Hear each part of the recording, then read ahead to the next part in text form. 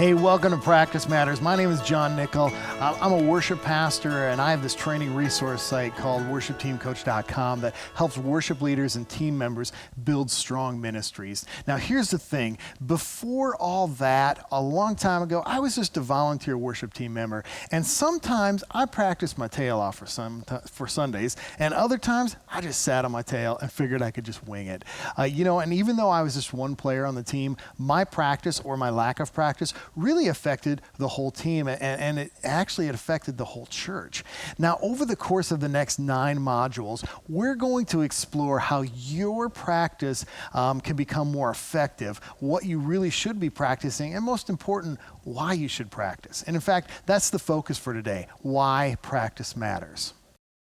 First, we need to make this clear. Preparation isn't the end goal. It's the means to an end. Our end goal is this. We want to worship God freely and authentically and engage the congregation to help lead them into worship. You know, none of you join the worship ministry with this attitude. I just want to, go up on stage and bury my head in a music stand and fright read every chord every week. I just love it. It's great. No, you didn't do that. You love Jesus. You love people, hopefully. You love music, and you want to worship God and serve people with your musical gifts. But here's the thing. You can't do that if you're spooning a music stand or you've got your eyes glued on a confidence monitor. So let's go ahead and dig into why practice matters. So our basis for everything we do needs to have its foundation in Scripture. So is there a scriptural foundation for practice? Yes. In fact, there are 3 biblical precedents for preparation that I want to look at today. So the first one is a call for skillful musicianship. In Psalm 33:3, it says, "Sing to him a new song, play skillfully and shout for joy."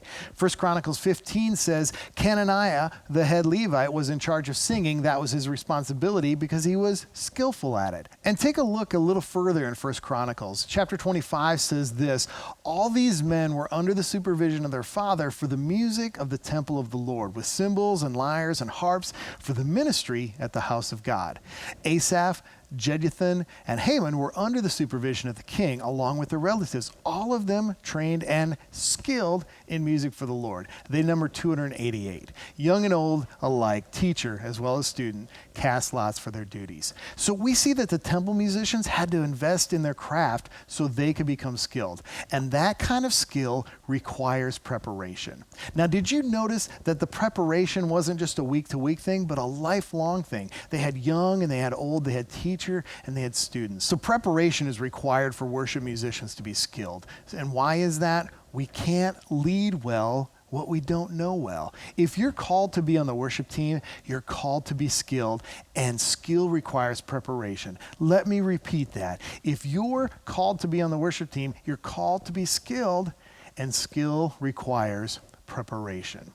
Now, that's a strong biblical precedent set for us to prepare and practice and be ready to lead people in worship. And a second precedent or reason for preparation that we see in Scripture is this, that preparation in and of itself can be an act of worship.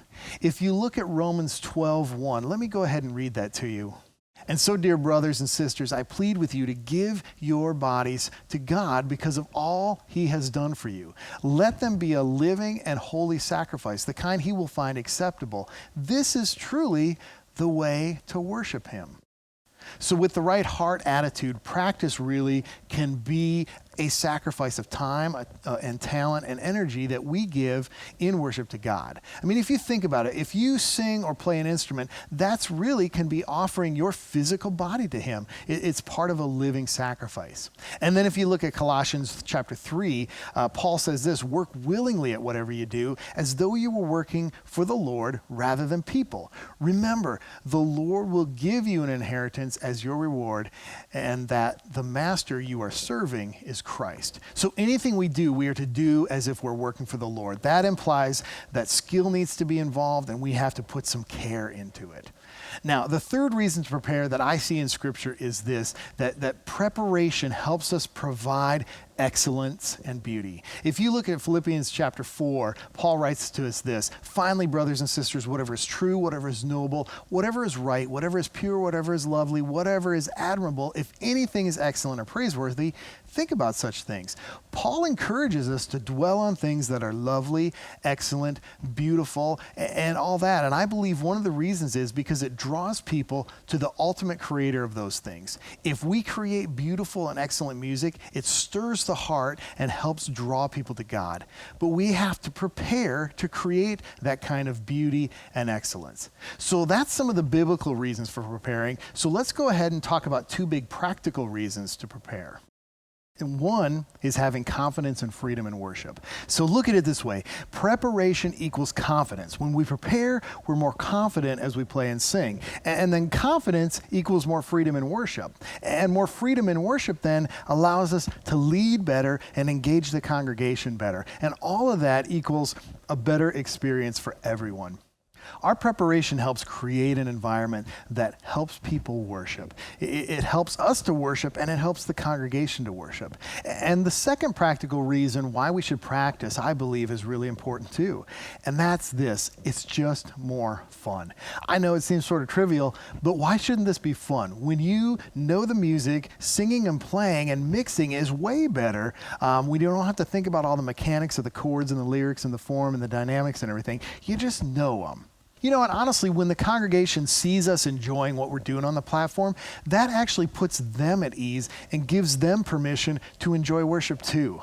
So that's it for the training for this first session. Hopefully you'll be able to spend some time discussing these reasons why practice matters with your leaders and your team members as this first video wraps up. But before you go, I want to tell you how excited I am for you to be going through this stuff. You may love what I say in these sessions, or you know what, you may actually hate what I say and not agree with me at all. The important thing is that you're talking as a team to decide, you know, what level of preparation you guys are going to commit to and own. And so going through these sessions, not only will you be a better prepared team, but you'll also be a stronger team because you'll have wrestled through these issues. So we'll see you in the next session.